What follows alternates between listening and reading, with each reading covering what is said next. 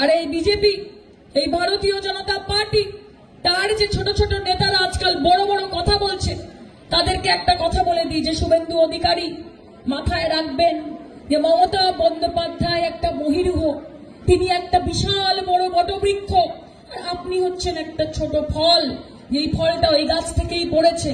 আর ফল যতই বড় হয়ে যাক না কেন, কোনোদিন গাছের থেকে বড় হতে পারে না। আপনার এই নাম, লোকে আপনাকে চেনে, লোকে আপনাকে যতটুকু, আপনাকে এমনিতে বাংলার মানুষ সম্মান দেয় না। বাংলার মানুষ বলে একদিকে বন্ধু, অন্যদিকে শুভেন্দু, যে কেউ বন্ধু কেউ শুভেন্দু।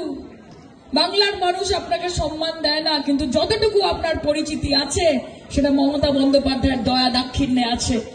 মমতা বন্দ্যোপাধ্যায় আপনাকে শুভেন্দু অধিকারী তৈরি করেছেন।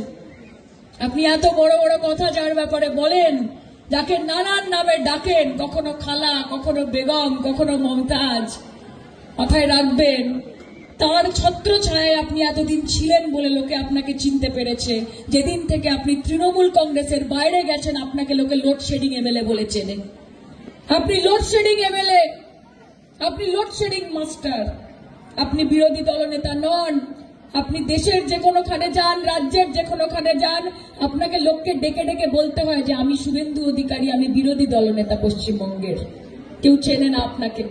তাই যতটুকু সম্মান রয়েছে সেই সম্মানটুকু হাতে রাখুন।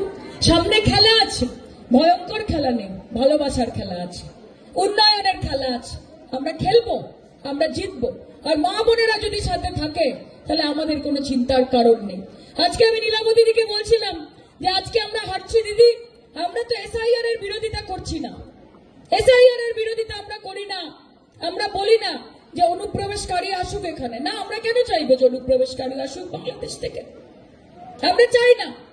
কিন্তু যেটা মলয়দা বলেছে, যেটা আশিস দা বলেছেন, যে একজন ভোটার, একজন বৈধ ভোটার যদি পশ্চিমবঙ্গ থেকে বাদ যায় তাহলে এই আন্দোলন আরো বৃহত্তর আকার ধারণ করবে। আজকে যাদের ভোটে 2021-এর নির্বাচন হয়েছে, আজকে যাদের ভোটে 2019-এ নরেন্দ্র মোদী প্রধানমন্ত্রী হয়েছে, আজকে যাদের ভোটে 2024-এ নরেন্দ্র মোদী প্রধানমন্ত্রী হয়েছে, যদি তাদের ভোট বাতিল হয় তাহলে নরেন্দ্র মোদীর প্রধানমন্ত্রিত্ব বাতিল হওয়া উচিত। ঠিক কিনা? আমি ভোট দিয়েছি তোমায়, তোমায় ভোট দিয়ে বানালাম প্রধানমন্ত্রী। তুমি কালকে এসে বলছো যে আমার ভোট বাতিল, তাহলে তুমি কি করে প্রধানমন্ত্রী থাকবে বাবু? তুমি কি করে থাকবে? একটা সময় ছিল যখন জনতা ঠিক করতো যে সরকার কার হবে। একটা সময় ছিল যখন জনতা ঠিক করতো যে দেশের প্রধানমন্ত্রী কে হবে, দেশের স্বরাষ্ট্রমন্ত্রী কে হবে, দেশের বিদেশ মন্ত্রী কে হবে। জনতা ঠিক করতো কার সরকার হবে। আর নরেন্দ্র মোদীর শাসনকালে, বিজেপির শাসনকালে এখন সরকার ঠিক করছে যে ভোটার কে হবে। এটা চলতে দেওয়া যায়? চলতে দেওয়া যায়? আজকে যে মস্তুরা খাতুন, তার বাড়িতে আমি এখন যাব। আজকে আমার বাড়ি থেকে হয়নি, আপনার বাড়ি থেকে হয়নি, অন্য কারোর বাড়ি থেকে হয়েছে। মাথায় রাখবেন এই ভয় কিন্তু আপনার বাড়ির লোককেও গ্রাস করতে পারে। আজকে বিএলওরা সুইসাইড করছে, বিএলওরা আজকে আত্মহত্যা করছে, আজকে বিএলওদের হার্ট অ্যাটাক আসছে। অমানবিক প্রেসার, অমানসিক প্রেসার। 12 কোটি মানুষের এসআইআর 2 মাসে করতে হবে। এটা কোথাকার নিয়ম? এটা কোথাকার নিয়ম? আমরা এসআইআর এর বিরোধিতা করি না। আমরা বিরোধিতা করি যে এইরকম ভাবে, আমরা বিরোধিতা করি যে এরকম ভাবে এত তাড়াহুড়ো করে যেন এসআইআর করানো হয়। তাই আপনাদের সকলকে আমি বলতে চাই, 26-এ নবান্নে আবার হাওয়াই চটি, হাওয়াই চটি, হাওয়াই চটি। নবান্নতে হাওয়াই চটি আমরা পৌঁছেই ছাড়ব। এবং এখানে মা আছে, মাকেও নিজের মনের কথা বলে গেলাম।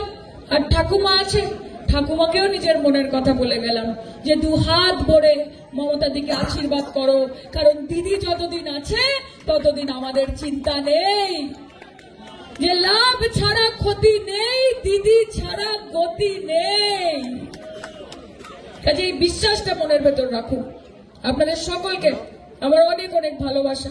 আমার সাথে